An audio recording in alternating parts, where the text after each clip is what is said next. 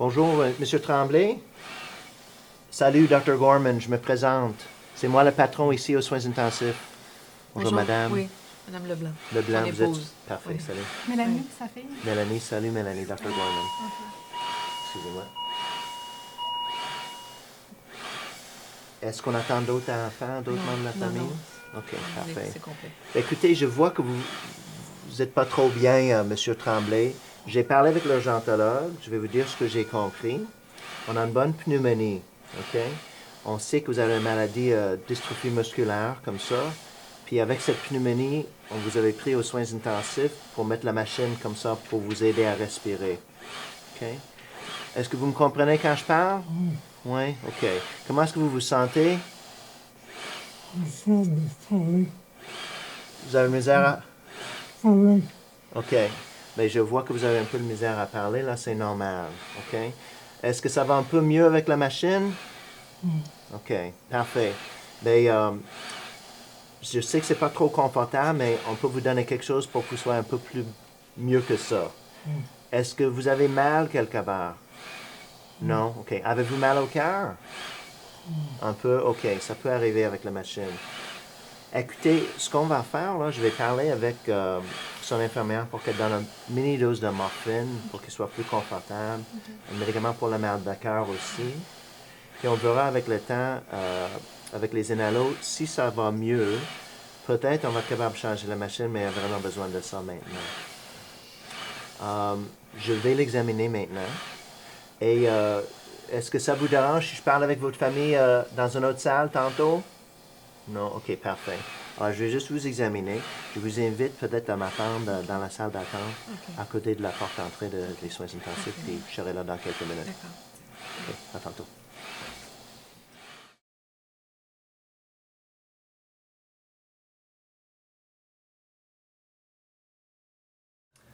Rebonjour.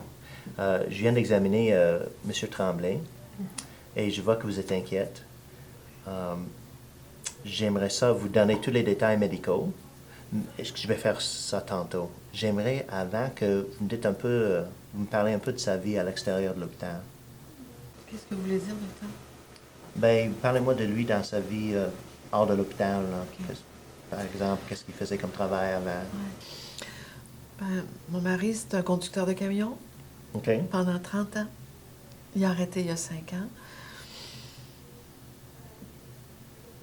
Parce qu'il était rendu trop faible. OK. Mais il est encore actif à la maison. OK. Ouais. C'est bien. Qu'est-ce qu'il fait comme activité? Ben, il faisait son jardin. Puis, il écoute la TV, le hockey, le football. Puis, il joue au bridge 2 fois par semaine. Parfait. Ouais. Vous avez dit qu'il faisait son jardin? Ouais, il a arrêté parce qu'il était trop faible. OK. Ouais. OK. Mais quand même, ça va pour le bridge? Ouais, il clenche tout le monde. OK.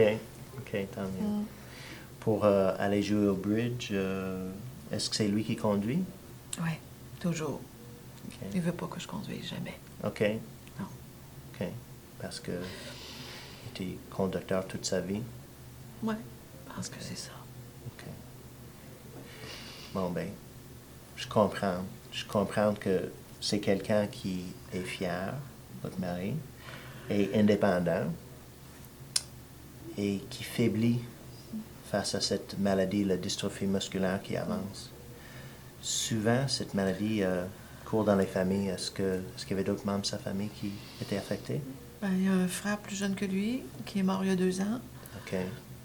Il y a une sœur plus âgée qui est encore correcte, mais elle vit en CHSLD maintenant. OK, quand même. Est-ce qu'il était proche avec son frère? Ouais, c'était comme 2 jumeaux, ces gars-là. OK. OK. Si je peux me permettre, comment il est décédé, son frère? Comme ça. Comme ça. Avec une pneumonie? Ouais. OK. Souvent, c'est les pneumonies d'aspiration. Est-ce que son frère s'étouffait en mangeant? Ouais. OK. Est-ce que ça arrive des fois que M. Tremblay s'étouffe? Ouais. Ça a commencé l'année passée. OK. OK. Bon, ben, écoutez, c'est ça la situation. Actuellement, il y a une bonne pneumonie d'aspiration. Et ce qu'on espère, c'est que ça va passer avec les antibiotiques. Je peux vous dire que souvent, ça prend aussi d'autres éléments pour aider, incluant la machine qu'on vient de voir, la ventilation non invasive et les autres médicaments. Alors, on va essayer de le garder confortable en espérant que les antibiotiques vont faire effet. Mais souvent, on voit que ça peut empirer avant que ça s'améliore. Okay? Des fois même, la machine qu'on a en place, si ça s'améliore, on peut essayer de mettre un autre type de machine, on espère. Mais des fois, il faut donner plus d'assistance même, avec un tube endotrachéal. On appelle ça en intubation pour le ventiler mécaniquement avec un autre type de machine. Puis, je sais que c'est pas facile, puis lui, il n'est pas capable de nous aider avec ce type de discussion. Et c'est pour ça que je suis content au moins que vous êtes là pour parler pour lui en aidant avec cette décision-là. Si jamais ça tourne moins bien, il faut le mettre sur le respirateur, il va falloir qu'on le sache.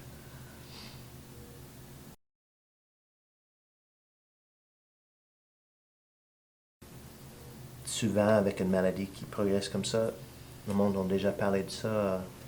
Si le respirateur est nécessaire, avez-vous déjà discuté? Non, on n'a jamais parlé de ça ensemble. Mais faites tout pour le sauver, docteur. OK. Bien, Madame Leblanc, on va faire tout ce qui est raisonnable, absolument. Je vois quand même que Mélanie a pas l'air d'accord. C'est parce que je trouve que ça n'a pas de bon sens. Quand il a été hospitalisé il y a 6 mois, là, il m'a dit qu'il avait trouvé ça très difficile, puis qu'il ne savait pas s'il serait capable de repasser à travers. Là, il va avoir l'air de quoi après le respirateur? Bien, je vois que vous voulez toutes les deux la meilleure chose pour votre père, votre mari. Mais des fois, c'est pas clair c'est quoi la meilleure approche. Ce qu'on veut, c'est on veut sentir qu'on a lui laissé sa chance sans trop acharner. Si jamais il faut mettre le tube endotrachéal, si jamais ça va moins bien, c'est sûr que il y a une chance qu'il ne soit pas capable de retourner chez vous, même s'il passe à travers. Et la plupart des patients avec une maladie progressive disent qu'ils sont prêts à accepter quoi que ce soit comme traitement s'ils sont capables de retourner chez eux. La dernière fois qu'il était ici, j'ai manqué le détail dans le dossier, là, mais est-ce qu'il a fini intubé? Non, mais il a passé une semaine aux soins intensifs, puis il a trouvé ça très dur. OK. Le parti aux soins intensifs ou la réadaptation à l'étage? Les deux. Les deux. Ouais. OK. Puis, Madame Leblanc, vous avez constaté la même chose, que c'était difficile? Oui, mais il a été 6 mois à la maison. Je ne veux pas que vous le laissez mourir, docteur. OK. Bien, c'est clair que faut réaliser deux choses ici. Premièrement, on va faire tout ce qui est raisonnable, comme on avait déjà dit. Mais on est face à une maladie qui progresse. Et quelque part, on voit l'histoire naturelle de sa maladie, que son frère a passé à travers. Et sa sœur aussi. Peu importe ce qu'on fait maintenant, c'est probablement comme ça avec une pneumonie qui va finir. Maintenant ou dans 6 mois ou dans 1 an. Ceci dit, on va prendre la meilleure décision pour lui ensemble. Et c'est notre travail ensemble aujourd'hui, là, c'est d'essayer de penser, si lui était avec nous ici, qu'est-ce que lui nous dirait faire? Avez-vous une idée? Moi, pour ma part, docteur, je pense pas que mon père accepterait de vivre séparé de ma mère. OK. Comme bien du monde. Alors, si je comprends bien, on a quelqu'un qui se détériore tranquillement, avec une complication maintenant avec la pneumonie. Notre objectif, ça va être de retourner chez lui. je vous propose que peut-être on pourrait retourner la voir pour voir si peut-être il est dans une meilleure étape pour nous parler, pour nous dire quoi faire. C'est clair que les deux approches sont très raisonnables. Soit que si en détérioration, on met sur le respirateur court terme, tant qu'on soit capable de retourner chez lui, ou s'il nous dit qu'il est prêt à partir, on peut parler des soins de confort puis le laisser aller. Peu importe les deux approches, s'il est capable de nous parler de ça, là, les deux approches défendent, puis c'est ça qu'on va faire. OK. Peu importe ce qu'il décide, on s'occupe de lui.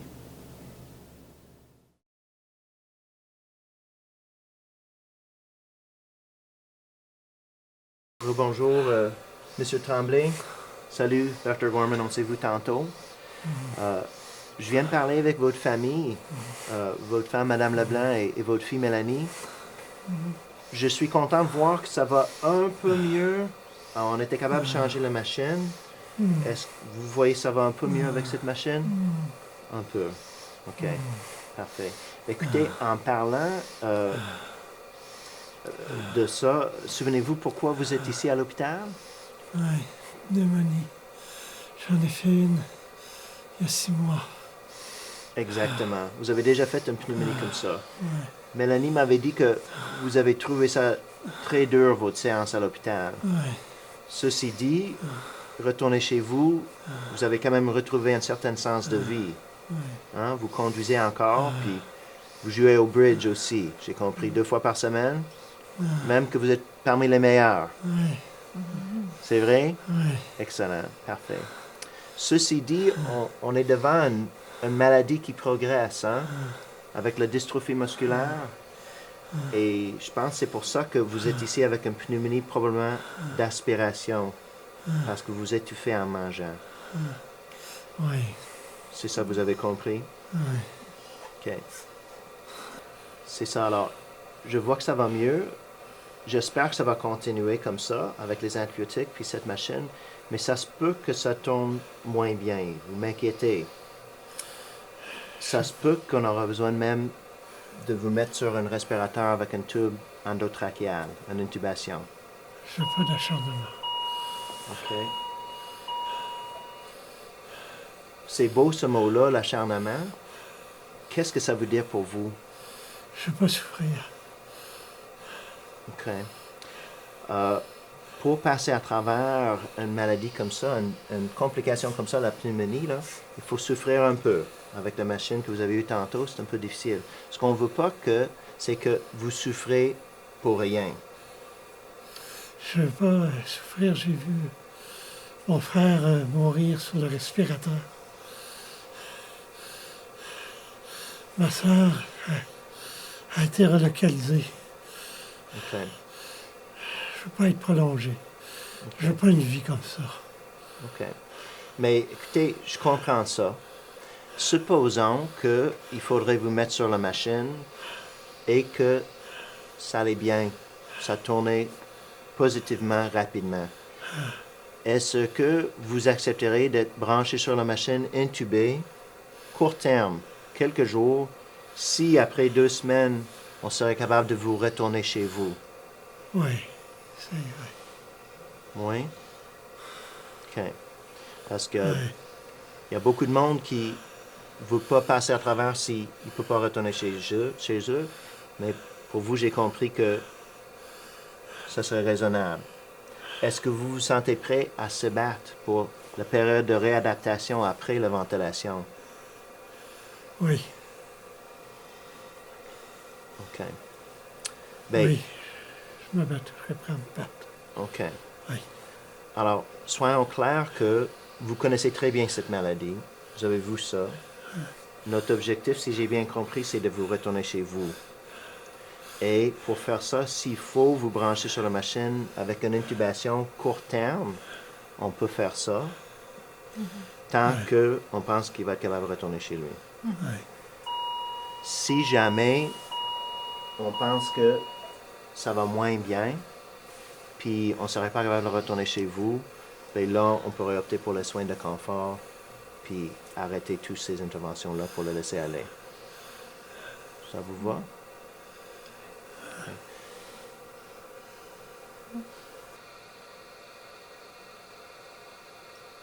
OK. Soyons clairs que je ne ferai pas les choses qui pourraient vous nuire. OK? Les choses plus agressives que ça, on ne le ferait pas parce que c'est certain que ça ne nous aiderait pas à vous retourner chez vous. Mais on va faire tout ce qui est raisonnable et je trouve tout ce qu'on a dit à date très raisonnable. OK.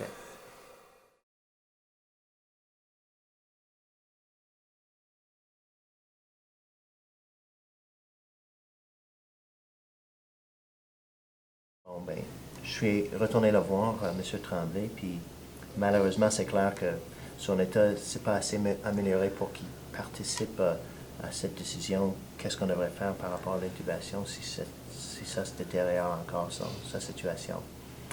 Soyons clairs que si on intube, des fois, ça peut améliorer rapidement. Honnêtement, je ne sais pas de vous vendre ça, là, mais c'est vrai. Et si jamais il finit sur le respirateur et ça s'améliore dans 2, 3, 4 jours, bien, peut-être avec 2 semaines de réadaptation, il pourrait retourner chez vous encore pour les mois, années qui restent. Ceci dit, si on n'intube pas, malgré une détérioration, et là, il va mourir là, par définition avec une détérioration. Je ne sais pas comment vous voyez ça. Écoutez, c'est que mon père, c'était un homme qui était tellement actif. Là, je le vois dépérir depuis un bout de temps. Je trouve ça épouvantable. Il me semble que s'il en parle plus que ça sera plus une vie pour lui, là. C'est clair, je comprends. Vous connaissez très bien votre père. Madame Leblanc, vous vivez avec lui tous les jours, là. Qu'est-ce que vous pensez qu'il nous dirait faire? Docteur, j'ai l'impression que c'est à moi que vous vous demandez de décider de débrancher mon mari. OK, je comprends. Je comprends. J'aimerais ça vous enlever ce poids-là, dans le sens que il faut juste imaginer qu'est-ce qu'on pense que lui nous dirait faire. La meilleure approche, c'est que on a tous l'impression qu'on lui a laissé sa chance sans acharner. Et je dis ça pour vous aussi, parce que vous allez vivre cette décision les prochaines 30-40 ans. Alors, je dirais que ça serait raisonnable avec ce que je connais de lui, si jamais en détérioration, d'essayer une intubation court terme.